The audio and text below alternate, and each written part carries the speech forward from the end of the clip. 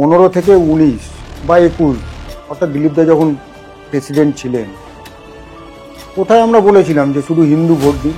এখনো আমরা বলি না যে শুধু হিন্দুরা ভোট দিন, আমরা হিন্দুদেরকে সজাগ করি।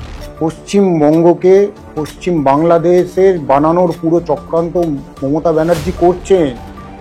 আর তাই জন্যেই আমরা হিন্দুদের বলছি একাট্টা হন। প্রচুর মুসলমান আছে যারা বিজেপিকে ভোট দেয় বা দিতে চায়, কিন্তু এই সরকার তাদের উপর অত্যাচার করে। তারাও ক্ষতিগ্রস্ত। যারা বাংলার মুসলমান রয়েছে, যারা ভারতের মুসলমান রয়েছে, আপনি বলুন, তাদেরকে সব ক্রিমিনাল বানিয়ে দিয়েছে মমতা ব্যানার্জি। আজকে ভাঙড়ে একটার পর একটা রোজ খুন হয়, মার্ডার হয়। কি হিন্দু হিন্দু করছে? মুসলিম আর মুসলিম করছে। মুর্শিদাবাদে কি হিন্দু হিন্দু করছে? মার্ডার হচ্ছে মুসলিম মুসলিম করছে। একজন মহিলা মুখ্যমন্ত্রী, আপনারা চিন্তা করুন তো, এর আগে আরজিগড় হয়ে গেল। কলকাতার থেকে কাকদ্বীপ, কাকদ্বীপ থেকে কামদুনি, কামদুনির থেকে কুচবিহার, কোথায় বাকি আছে? আজকে মেয়েদের সম্মান লুণ্ঠিত হয়ে যাচ্ছে। আপনার যদি বিন্দুমাত্র লজ্জা থাকে, আপনি পদত্যাগ করুন। কারণ আপনি পশ্চিমবঙ্গের মেয়েদের সুরক্ষা রাখবেন কোথায়?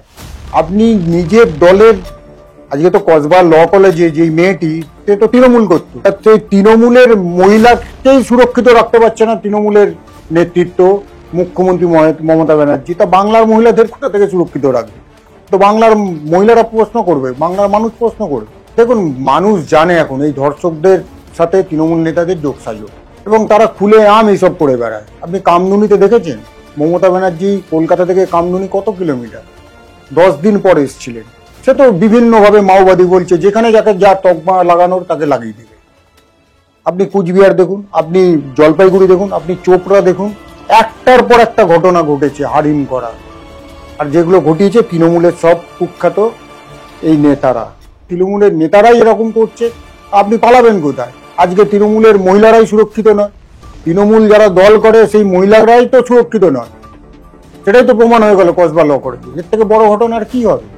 এইসব ঘটনায় ওদের কোনো গায়ে লাগে না। আরজিকর ঘটনায় দেখেছেন, একজন তৃণমূলের সাংসদ প্রতিবাদ করলো, তাকে সরিয়ে দিল, দলে থাকতে হবে না। অর্থাৎ প্রতিবাদ করলেই তোমাকে বিতাড়িত করবে, নইলে জেলে ভরবে। এটা তৃণমূলের নিয়ম।